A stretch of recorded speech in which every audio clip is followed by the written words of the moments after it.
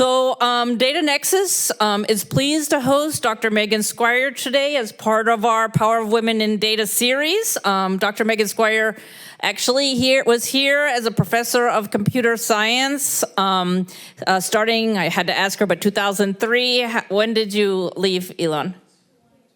2022, but she left to do some really important work at the Southern Poverty Law Center, and so we're really excited to hear about her work today in cybersecurity and using data to understand extremism. So please join me in welcoming Dr. Megan Squire.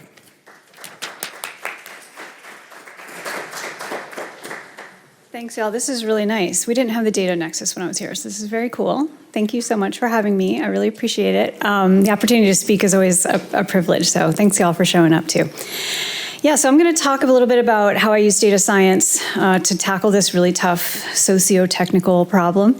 I did make myself an agenda to keep myself honest. We don't have all the time in the world, and there's a lot to do on this topic, so I'll tell you a little bit about me briefly. We'll talk about what data science is, which that's one slide because you already know. That's why you're here, right? So that'll be brief. And then I have some big overarching research questions that we'll talk about that drive this work. And then I'll highlight 5 specific projects that I've done, focusing on how those projects worked and then how they worked out, like what happened at the end. Okay, so that's kind of the outline of where we're going to go. So hello, a little bit about me. I was a faculty member here for 2 decades, almost. I taught computer science, all the data stuff, databases and some coding, some cybersecurity and that kind of thing. Did research just like faculty members do, write papers and stuff like that. And towards the end of my time here, I started to do more and more work on studying toxic online communities and how online discourse happens, using data science to understand that world. And very quickly found myself immersed in trying to understand hate groups and extremist groups and how they operate online. Fast forward, I'm now no longer here because this work became kind of all-consuming, and so I chose to work on this now full-time. So I took a couple of fellowships. SPLC offered me a position where I could create something that we call the Data Lab, which is just a concentrated effort doing research just to try to understand the phenomenon of digital hate and extremism. So that's what I do now. The SPLC, by the way, if you're not familiar with this organization, they're about 50 years old. They started as a group of lawyers in the South who were working on poverty law and quickly realized that systemic racism, et cetera, they really needed to go after some bigger fish. So they started like suing the Klan and Nazi groups and stuff, and basically like drove a lot of those groups out of existence. So anyway, the work continues. So that's a little bit about me. Data science. So I always start with this slide. You've probably seen it a million times. I think it's like actually blurry on there because it's getting so old now. That's not how digital images work, actually. But I always show this one just to remind us, like data can take many forms. It's usually in some kind of messy or unknown state at the beginning. We use computer science and statistics and all that good stuff, data science, right, to try to sort and arrange, analyze different methodologies in order to, at the end of the process, have some kind of structured representation for that information so that we can make decisions and make choices based on what we found. So I can say at the end that there's more red Legos than green Legos or something like that. I can make an observation and then hopefully take action based on that. So this is kind of the model that I keep with me when I'm doing data science projects all the way through, even though it's really simplistic. It still applies, and it definitely applies even in the broad array of projects that I'm going to talk about with y'all. So before we get there, though, I want to talk a little bit about the research motivators so that you understand the kinds of questions that we want to tackle and the kinds of things that are maybe in scope for the work that we do.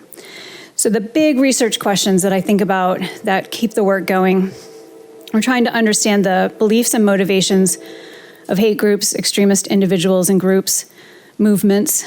What do they believe? What do they want? What is it they're after? We're trying to understand the role of violence, if any, in criminality. Not every hate group is criminal. Not every instigator is violent, but what actions do they take, and what is the role of these things, if any?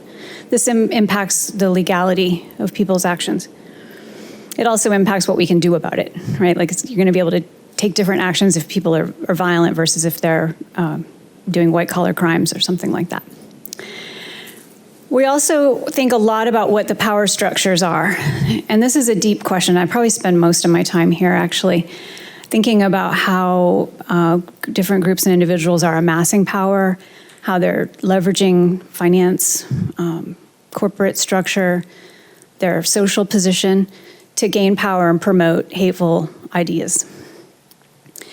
We also think a lot about how they use and abuse technology in order to grow. And I spend a lot of time here because the work I'm doing is a lot of digital stuff, so I think a lot about platforms. I'm going to talk about some specific projects that I've worked on with the tech platforms. All right, so we'll start with project one, and we'll talk about the role of money. So this is one of those financial power structures, right? We want to know how groups are funded, how they sustain themselves. How can somebody be like an extremist as their job? Like, how does that work? How do they get money and stuff like that? So this is also one of the easiest projects to understand, I think. So it's good to start here, sort of lay the groundwork. So I'm interested in how threat actors, this is a technical term, cybersecurity term, we say bad guys, right? Threat actors, these are the people that you're worried about, right? How are they earning money online? We're curious about how this differs by format, like are they taking donations? Are they selling things online? Are they doing something else? We're interested in the technical features of platforms, so like tech platforms, and how they can exploit those in order to make money and fund these types of activities. And then we're curious about what we don't know. As researchers, we always want to find an answer to a question that we didn't know the answer to. So what do we learn about extremism or hate that we didn't know based on these questions? All right, so I got a tip one day that a group of, a hate group called the Proud Boys were using Venmo to pay dues. Now, they were on record as not taking dues at all. So this was a big surprise to me. I was like, really? So I pull up Venmo, as one would do, and I pulled up, a couple of the guys that I knew that were in the group, and I looked, and lo and behold, they absolutely were taking it. So, man, why didn't I look at this? But okay, thank you, tipster. This is really, really interesting. I just learned something that I didn't know before. There's this group of people, a couple thousand men in this group, and they are actually using this platform to take dues. So that seems like maybe it's a data project. Let me poke at this a little bit more. What can those Venmo payments tell me about the structure of this group? So this is a fairly new group at the time. This is 2018. So they'd been around 2 years, but not a lot of media about them. They hadn't been name-checked in the presidential debate or anything like that. People did not know who these folks really were. They maybe a scuffle, local news coverage here and there, but not a whole lot of information about it. So I really thought this might be a good opportunity to have a new data source, a novel data source, and maybe learn something about this group. So I went to the literature, as a researcher does, and I started looking at other ways that people have studied groups like this using finance or other types of data. And the literature really quickly exposed that there's two main types of organizations like this, cell-based groups. One side is called dark networks, the other is bright networks. And dark networks have the characteristics that you see on the screen. They're generally illegal, they operate in secrecy, it's very covert, and so on. And the other side, the bright networks, are just like groups of people that are acting completely out in the open, not secret, above ground, very transparent with their attitudes. And I started to wonder, well, are Proud Boys in which of these categories, and can this financial data help me explain, right, and draw this network, figure something out about this question? I started to collect images of other networks that fit both of these categories. And again, I'm just trying to explore. I'm like, what kind of network is Proud Boys? Like, they pay each other, they seem to have cells, there's leaders and followers, there's presidents and stuff, but like, how are they set up? On the left-hand side, you'll see a dark network. This is probably the most famous example of what we call a dark network. This is the 9/11 hijacker network of cell phone contacts. So every dot on this side is one of the hijackers, and they have a line between them if they've contacted one another on the phone. It's very, we call this a serpentine network. It's very long and skinny. And there's a lot of there's people at the top that never talk to the people at the bottom. Each person only has like 1 or 2 lines to them. A dark network will take this structure on purpose in order to like keep people from knowing all the other members of the network. Like you're not going to be in communication with those people. You only get to talk to these 2 people.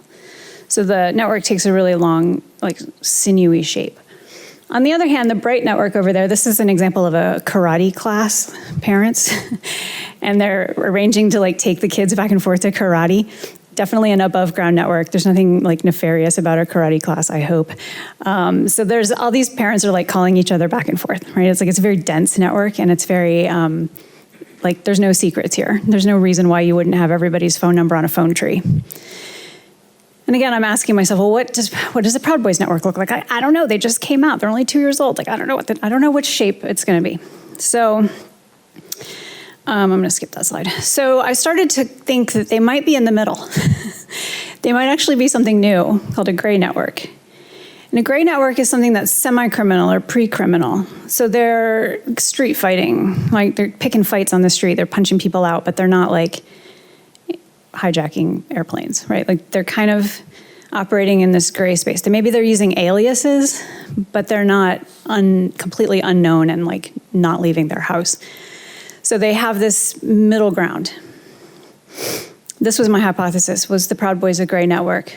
And if I collect enough data from certain platforms, will I be able to prove this out? Or wrong, I might prove that they have one of the other 2 structures too, right? All right, so this is where I started. I went back to Venmo. This was a really cool data source in addition to being like completely available. No one had ever studied this before in this way. And so I was like, okay, this is gonna be the first one. This is pretty cool. So I decided to collect all the data for every Proud Boy I could find on there and when they were paying one another, right? So all the transaction data. And unfortunately, some researchers had just done a big project on Venmo in a completely separate topic area where they used the Venmo API. Does anybody know what an API is? Any computer scientists in here? Okay, this would be like the easy way to get data out of the system. We'll call it that. And Venmo found out about it and so they shut it down. So by the time I got there with my project, I couldn't use the easy way to get data out of the system. So I had to write all this manually. So tedious. But anyway, I collect all the data for all the transactions between all these Proud Boys online, set it up as a social network where each relationship between Proud Boy 1 and Proud Boy 2, there's a line between them if they paid each other, right? And I end up with this network. So this is the result.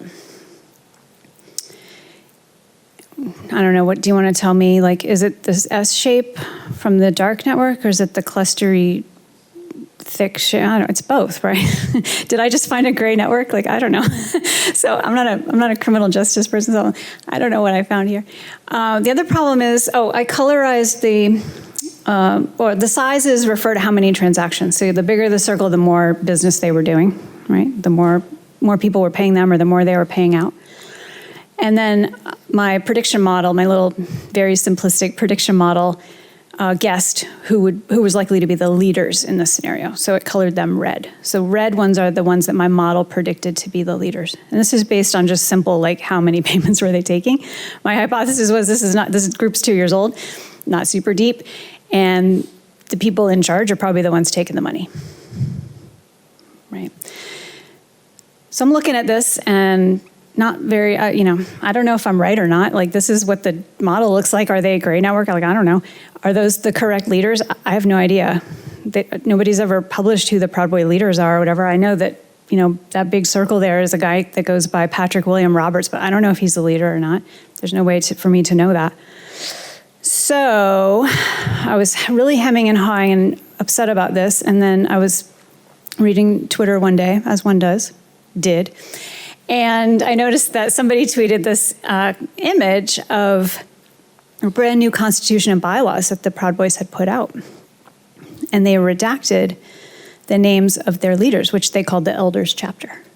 The initial 8 members of the Elders Chapter shall be redacted. Except I learned they did a very poor job of redacting.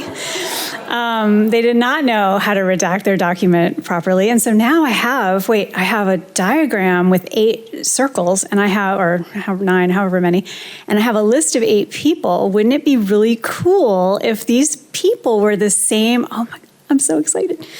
Now it's like I got the Rosetta Stone, right? Like I can find out if my model is correct. Kinda. So I got 4 of them right. Yes. So 4 of my circles, not necessarily the biggest ones, but 4 of them were on that list of people. So that's pretty cool. I'm feeling very good right now. Another 3 were not listed as the elders chapter, but they did turn out to be, after doing a little bit of research, reading some indictments, from the New York Attorney General's office, very helpful, found out that there were another 3 from the New York area that were original founders. Okay, so that's why they were taking money in this network. And then there were 2 up at the top that I was unable to account for. They used aliases on Venmo. So I don't know. I don't know if they were really 2 of the people listed in that list, or I don't know who they were. And then there was one that I missed entirely. So this little circle down here at the bottom, that was actually a leader that was on that list, but my model would never have picked that person. They didn't take any payments. So whatever this guy was named a leader for doesn't have anything to do with money. He was just special in some other mysterious way. So not bad. It's not terrible, right? It was an interesting little project. We learned a lot about the structure. This was the first time the structure of Proud Boys had ever been laid out, and it was the first time we used Venmo data for this purpose. That's the networks again. I was just going to ask you which one it looked like. This kind of ended up being a mix. So I feel like my gray network hypothesis panned out a little bit. It was a lot of skinniness between the regions, and then within a region it was tight. So a little bit of a mix. Proud Boys kept on with their business though. They didn't, go away. They didn't read my paper and realize they were involved in a semi-clandestine pre-criminal organization, and instead proceeded on for the next 3 years to get even more strong and collect more members. And then they showed up at January 6, 2021 to the Capitol, and you can see there the tally of arrests of Proud Boys from that day.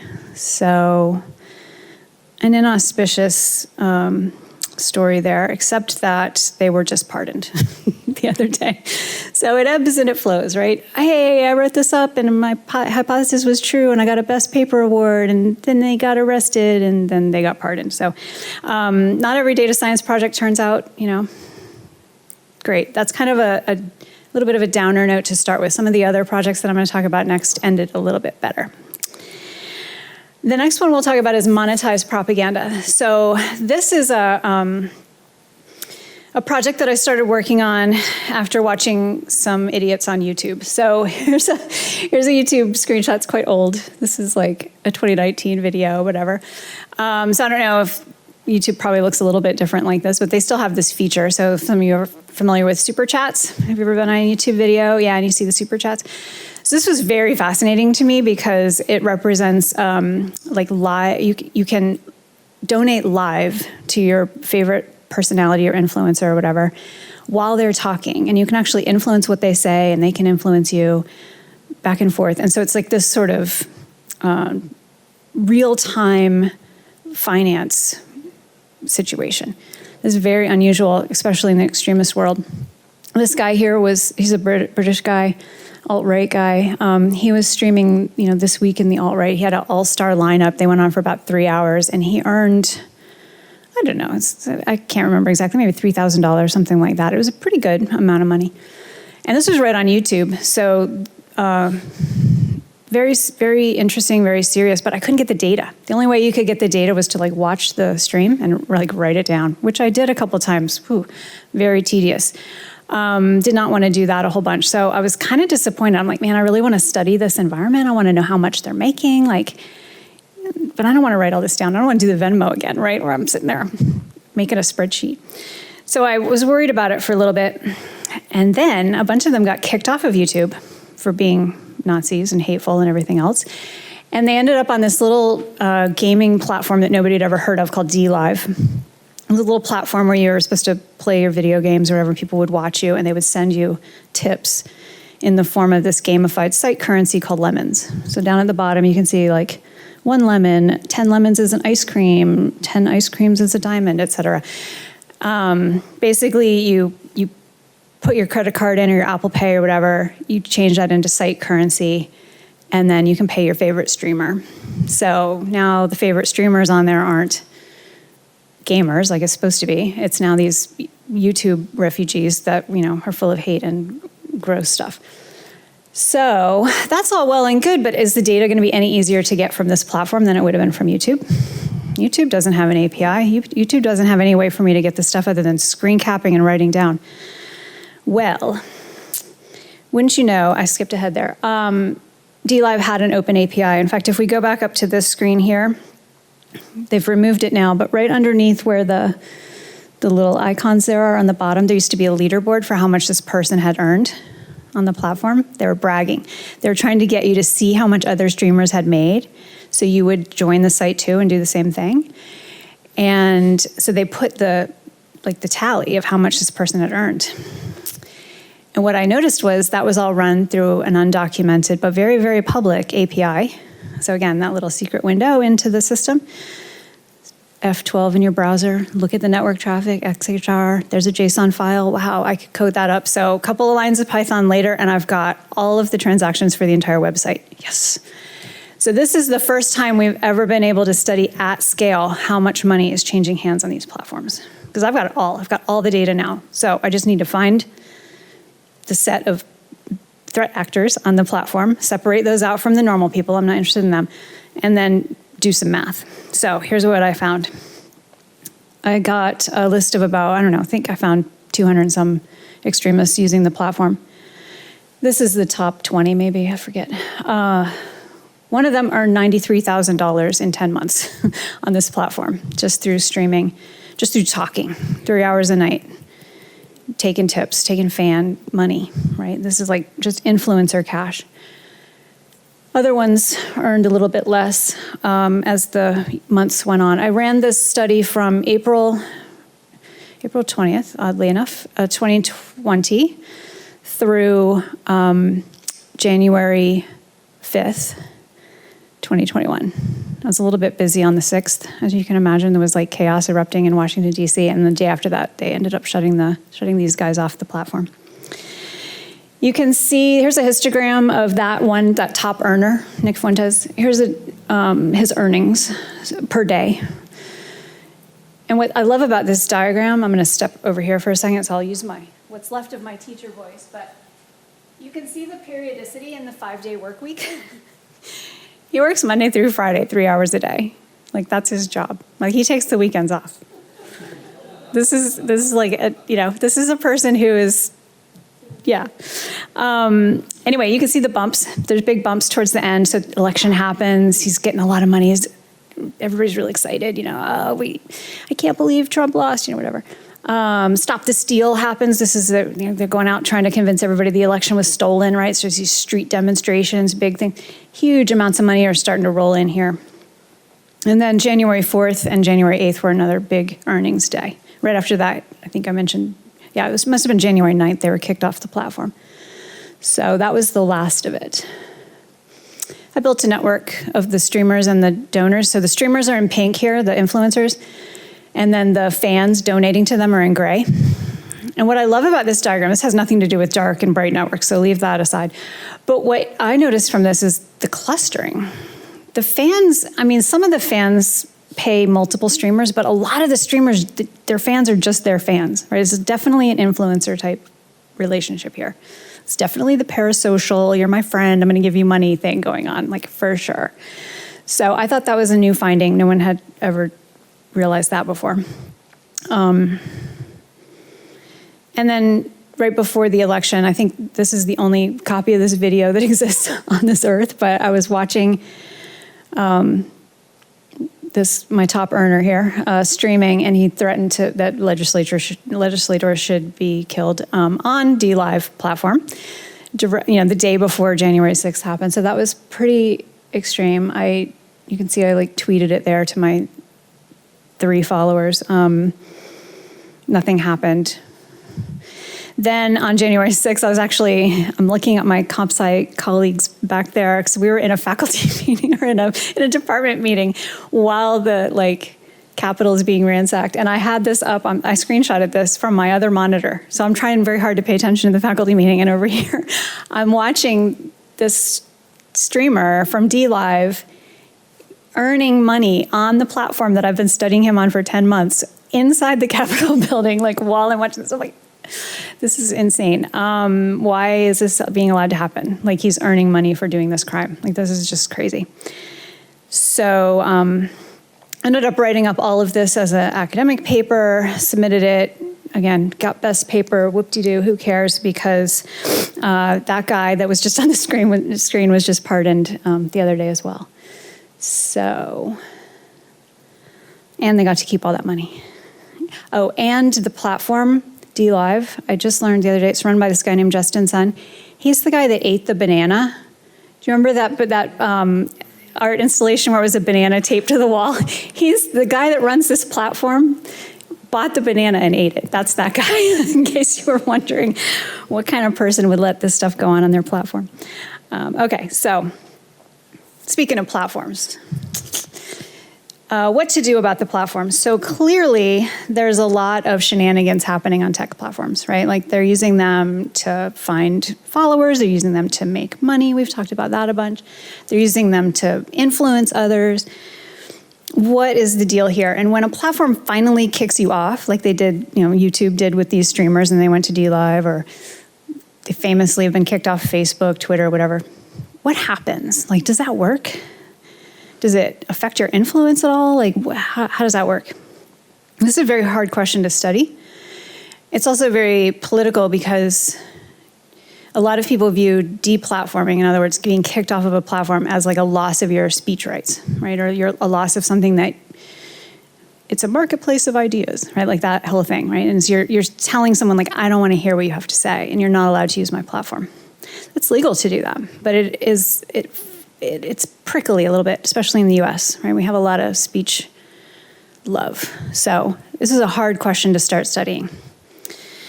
To do it, before I go into that, I'm going to tell you how I decided to study this question. So it's very hard to study deplatforming from the point of view of a private tech company like Facebook. If I wanted to know, what happens when Facebook kicks you off, I don't know what you were doing on that platform in advance because I don't have the data. I don't work there. They're not going to share that with me. They definitely don't want me to know how bad that person was getting up to whatever on their platform before they kicked them off, because it was probably pretty bad by the time somebody gets removed. So I don't have a lot of data for this, but it's an important question. So I was really struggling, how do I study the effects of deplatforming? What can I do with this? I came across a data source that I thought might work. And what this data source was, and it was free, by the way, it's very important. I did not have, this study was not funded until very far into it. So I didn't have a lot of money to go around finding data sources that were super expensive. But this one was free. And what it is every day, Cisco, the router company, would put out a list of the top 1 million websites for that day. Now, hang in here with me. If you're not super technical, I'm going to try to make this simple. What they do is they run a bunch of routers, right, all around the internet, Cisco, router company.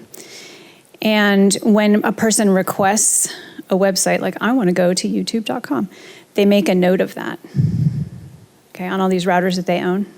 And then they take the aggregate of that every day and put it out, and they add up, YouTube was the most popular today, followed by Netflix, followed by Google, whatever, and they rank the top 1 million sites every day.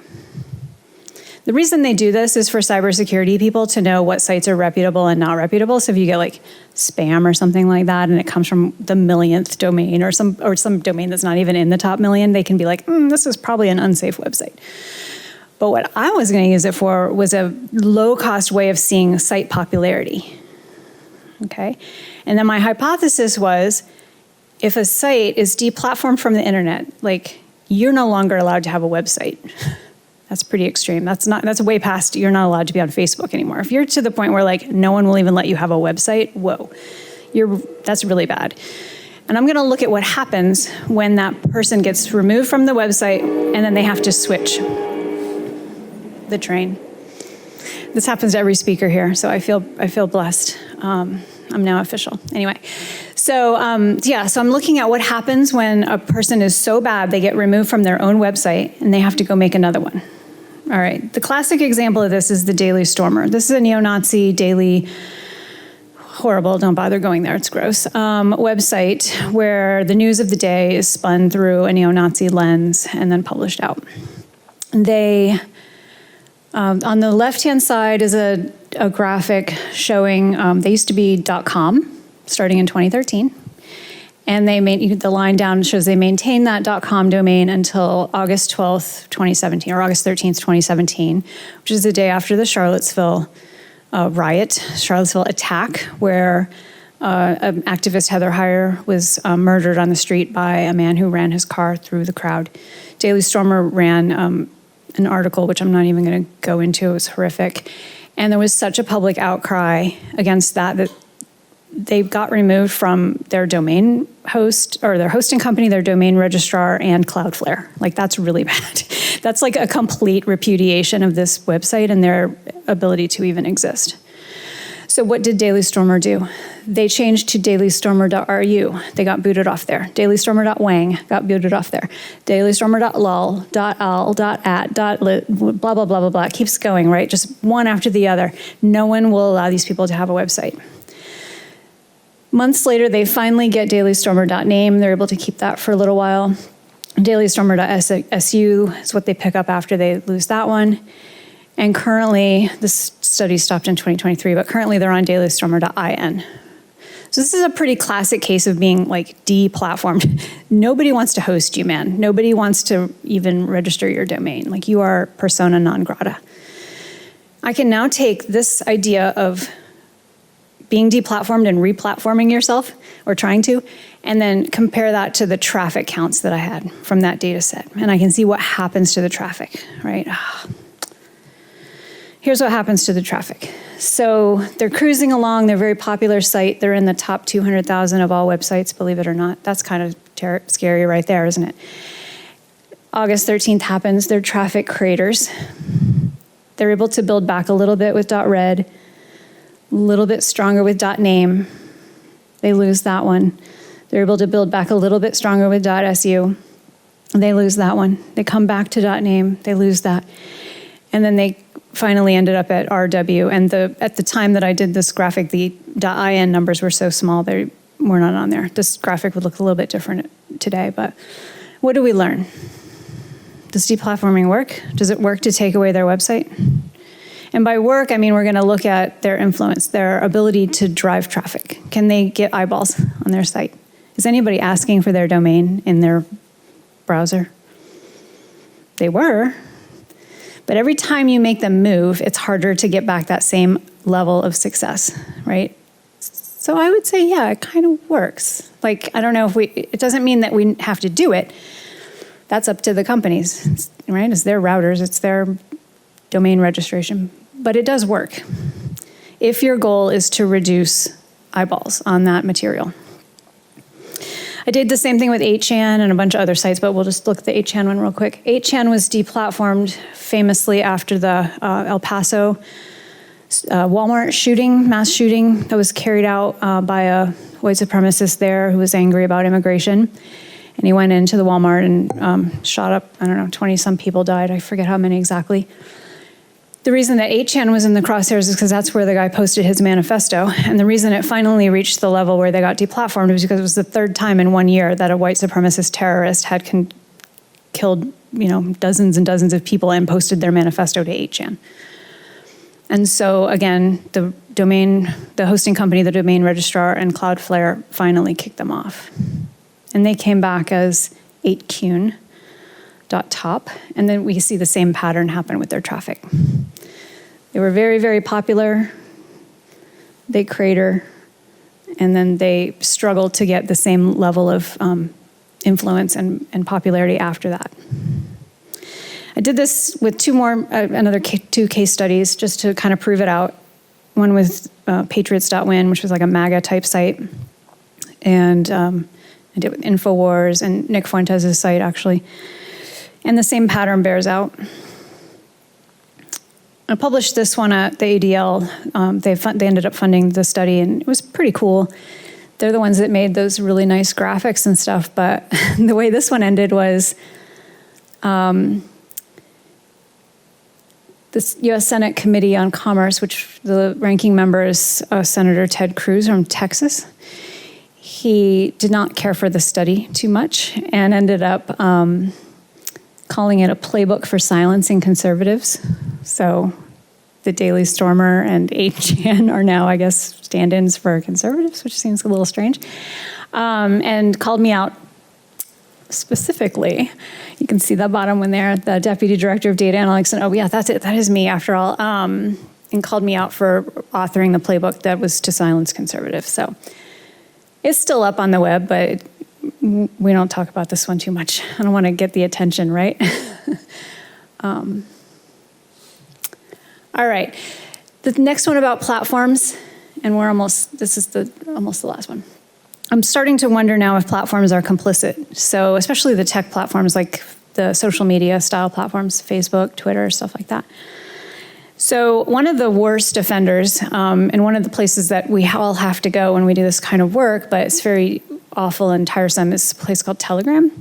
This is an encrypted messaging app that's used all around the world. It's very, very popular in other countries. It would be like saying Facebook or WhatsApp or something. It's just a place that you talk to your friends, you make little groups and stuff like that.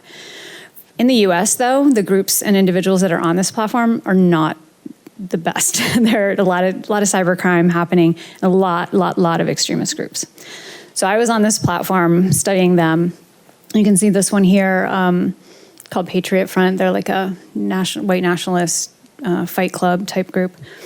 And so this is an example of what a page looks like on Telegram. It's a little Facebooky, right? Like you share pictures and make comments, stuff like that.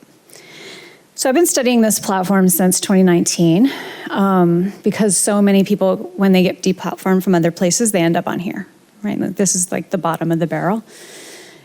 And over time, I just sort of collect evidence, collect headlines of how bad this place is, again, especially in the US context. It's a haven for cybercrime, extremists, terrorists, the dark web in your pocket. I mean, it's just like headline after headline about how dysfunctional and toxic this place is. Even Putin just warned you that Telegram is dangerous. Like, okay. It's run out of Dubai by a set of brothers. One of them, they're Russian nationals. They started another platform, which is a Facebook knockoff in Russia called VK, Vkontakte. And then they sold that to the Russian government and then started up Telegram. And it's basically an anything goes platform, as you can see. This is an example of some of the stuff that you can find on there. I screen capped all of these today. So today or yesterday. So scams about, QAnon stuff, the Holocaust debunked in 5 minutes, some kind of Donald Trump gold scam or something. The two on the right were from a project I'm working on right now on malware logs that are for sale online. So basically you get malware on your computer, they take all your files and all your internet credentials and sell them online. I mean, it's just this is all open, right? I didn't have to do anything. I just go to the platform and you can get all this stuff. So it's a very problematic place. What I decided to study, though, to prove that this platform was problematic in a data science way, rather than just screen capping things that annoy me, was I looked for features that the platform had that I could get data on to prove this out. And last year, they launched a feature called Similar Channels. This is exactly what it sounds like. You know how you're watching Netflix? If you liked this movie, you would also like this. It's a recommendation algorithm, basically. If you're on this Patriot Front channel, here's 31 similar channels you might like.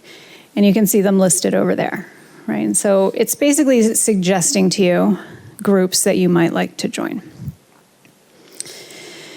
If I can show, this is my hypothesis, if I can show that the platform is suggesting criminal, hateful, terrorist, whatever channels, maybe I can shame them. Maybe they'll be embarrassed. And if I can get enough attention on this, then maybe they'll remove the feature or something. This was my working thought. All right, so what do? I write some Python code to access the API again. I started with a list of 335 channels. Those are my seed list, extremist channels, criminal channels.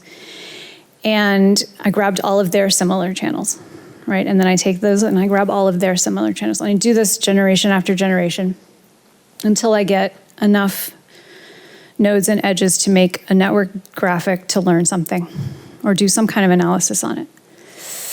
So here's the result. I only can show you 2 generations on here because my computer memory gets really slow and basically the whole page turns black. But here's generation 1 and generation 2. So you can see the blue dots are some of the channels that I started with. And some of those are quite large.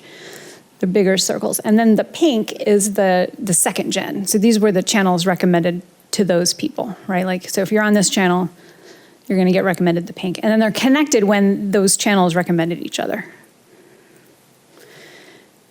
Okay, well, that's kind of, I guess that's marginally interesting. That's at least how the data was collected. What do we learn? So when I looked into what the different clusters of channels were and started looking at the beliefs, it was so fascinating. I mean, it really did mirror, you could quickly see a structure in the way the channels clustered together by belief and by ideology. It turns out that under the covers, the similarity that they were using to suggest channels was based on just common user base. So if you and I are in, like if I'm in a channel and you're in that same channel, we'll both get suggested the other channel. So it reveals the structure that's underpinning this platform, basically, and especially the things that people believe and the things that they want to read about. It also reveals what ideologies cross over. So these points of crossover, and again, I'm going to leave this for a second, but like this messy middle here is an area where there's a lot of crossing over between groups of similar but not identical ideology. And so we can use this to discover crossover we didn't expect. Ah, man, a ton of people that were on, you know, whatever channel were also in this one. I didn't even think those people knew each other. It's like, it turns out maybe they do. Maybe there's some stuff going on there with ideas those groups have in common. I made an interactive version of this. It's on the SPLC website. It's really cool. You can like hover over and zoom in and pick a channel and see the connections. And it also has the labels and stuff like that. So if you really want to get into it, it's on there. I can give you the URL or something later. But what I also found was that method of drawing the social network like that revealed shenanigans on the platform, which were worse than what I even thought. This is worse than a radicalization engine.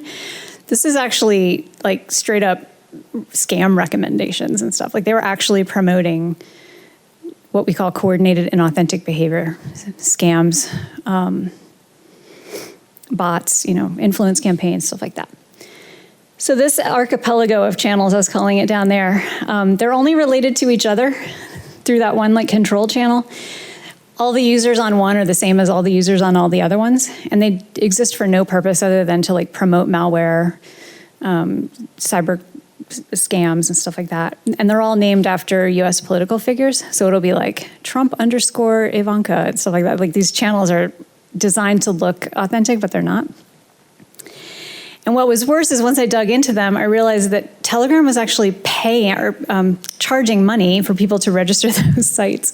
So they were taking funds to like promote this scheme. So people were setting up entire like fake influence campaigns and fake networks of channels, one after the other, just dozens of these. And Telegram was actually earning money off the top through a cryptocurrency that they create. Of course, it has to be a cryptocurrency called Fragment. So this particular Ivanka _ Trump channel cost, what, $1,400? And Telegram, that just goes right in their coffers.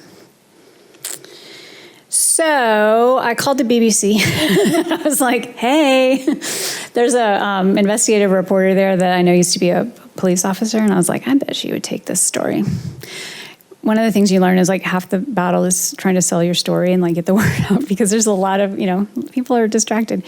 Anyway, they ended up doing a documentary on it. They did a story on it, promoting our study. And then they did a documentary, a 30-minute documentary, which I got to be in. And they still called me professor, because apparently that's what they do. They don't say doctor or whatever over there. They still call you professor, even if you're not a professor. Kind of weird. But anyway, so that's why it says that.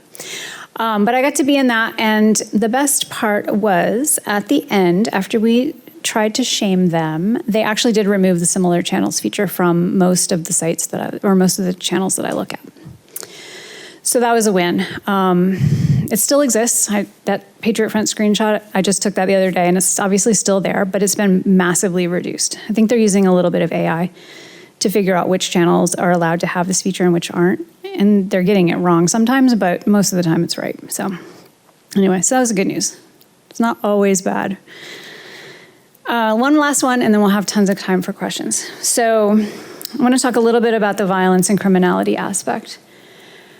I got really interested in how tech is used to promote hate, extremism, but also the violent flavors of hate and extremism. Like what happens at the end of the road.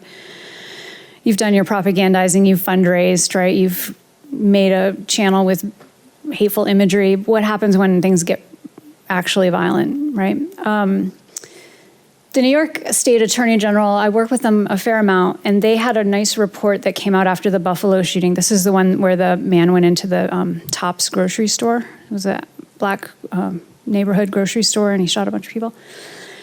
And what they found was that this shooter, we knew this from reading his writings and stuff, but they found that and confirmed that he was radicalized by material he'd found online and strongly influenced by other shooters that he had seen videos of. So it became trendy to wear a GoPro or some kind of camera and film yourself doing this event and then place the video online. And this shooter did exactly that. He used a template that was created by the shooter in 2019, the Christchurch, New Zealand shooter. And so this is what we call performance crime, and it's very scary because you've now got people influencing one another to commit horrific crimes and then film that and actually create content off of it and fundraise and everything else. So it's really, really scary. I decided to use a tool that I heard about through a long channel. It's a tool called PEX to help me study the phenomenon of these shooter videos. And in my mind, the project was called the life cycle of mass shooter videos, right? I wanted to know what happens to the video after it gets created. The platforms try to take it down, but it obviously doesn't go away because you have a guy in 2022 seeing a video that was made in 2019. So how did he get that? What happened to it? How does it live? What's the deal? So I made a list of 4 examples of this performance crime. The original 2014 Elliot Rodger, he's called the incel killer. He did a self video in his car. And then the 2019 Christchurch shooting video, which is on the top there. Then 2 video samples from the Halle, Germany shooting, where a man did the same thing, filmed himself in his car. This one is sometimes called the Yom Kippur shooting. So he was going after Jewish people. And then on the top in the the Tops supermarket Buffalo shooting. Okay, so now I've got 4 examples in 5 videos. To do the study, what I was going to do was feed these video examples into the software called PEX, and software that was designed for finding copyright violation. So if you're a musician and you want to find all the people that are illegally using your songs or videos or whatever, you can send them cease and desist letters, something like that.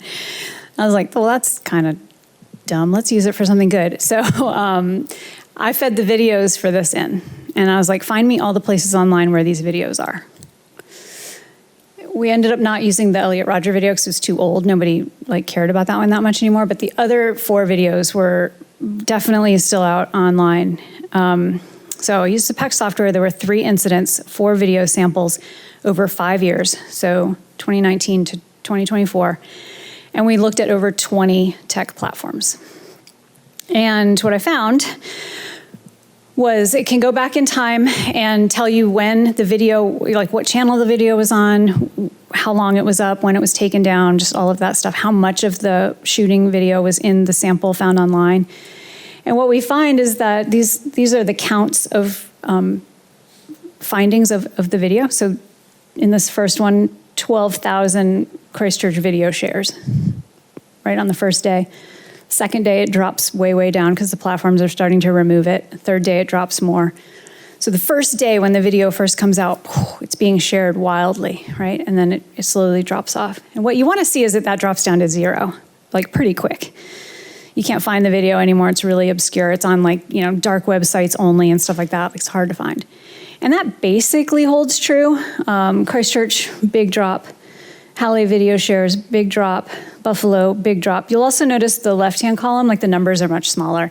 The Christchurch video was the first time this had happened, so 12,000, it was being shared a lot, and the platforms didn't know how to react quick enough. They didn't know they didn't have AI tools to find the videos. They were not up to snuff. But then the second 2 incidents happened, they've learned, right? They've learned how to find and remove the video quicker. So that's the first findings. Quick response by the platforms is critical to stop the spread at first, right? You want to just cut it off. But this is what I learned. This was the learning part. The content spreads and changes. So the videos change. They morph. It gets harder to find, but the people who find it do weirder stuff with it. So here you see, these are a bunch of SoundCloud. This is a whole bunch of different users and stuff. Well, some of the same users, but a lot of different users. Taking the Christchurch video audio, so the audio of the incident, and remixing it and adding tracks and stuff, using it as spoken word, and just all kinds of stuff with it. Now this tool helped me find these, right? And when I asked SoundCloud to take them down, they did. But it was weird. We didn't know they were using these videos in this way. This was a novel finding. Almost turning them into fetish objects in a way. They're also using them to make video game mods or video game themed overlays. This is a really common idea, I guess, in some of these communities is, your body count, your high score, or whatever. And so they were actually taking that kind of sick thought and turning the videos into mods. The bottom one was a Roblox reenactment of the Buffalo massacre. So yeah, the software was able to hear, even in these videos, I was able to hear the audio, detect it, and then I could confirm that it was really, an exemplar of the video, and then ask for it to be removed. This project took about 6 months, and I think I had to watch these videos. I think I watched the Christchurch video 3,000 times or something. I was really, really done with this project when it was over. I was I never want to do this ever again. I guess one finding that we have from this is the platforms were fairly responsive, most of them. When we found an example and asked them to take it down, they did. I highlighted 2 numbers here, though. Twitter, I reported 13 examples to them. These were the ones that were still up by the time I was at the reporting phase, right? So the data analysis is over, and I'm now okay, let me see if they'll take it down.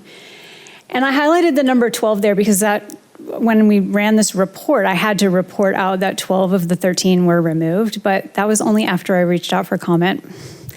When I first reported them, all 13, they told me were not a violation. And it was only after they learned that we were writing a story about it and we were going to put them on blast for this that they removed the other 12.